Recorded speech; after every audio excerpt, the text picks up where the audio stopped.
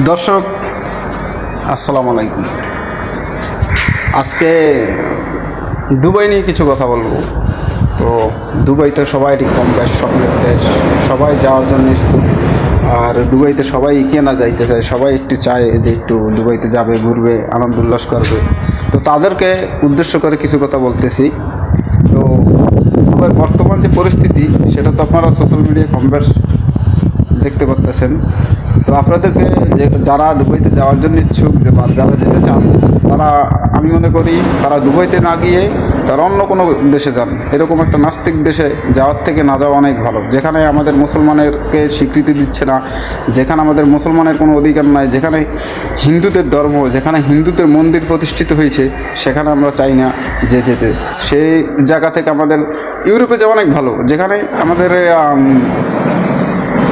ইউরোপের এমন এমন দেশ আছে যেখানে আমাদের দেখেন অনেক অনেক জায়গায় মসজিদ করা নিষেধ, কিন্তু সেখানেও আমরা মুসলমানরা শত চেষ্টা শত বাধার উপেক্ষা করেও আমরা সেখানে আল্লাহর ঘর মসজিদ তৈরি করছি। কিন্তু সেখানে দুবাই এরকম একটা ইসলামিক কান্ট্রি, সেখানে কিভাবে তারা অনুমতি দিল আমি সেটা জানতে চাইও না, জানতে ইচ্ছুকও না, ঠিক আছে?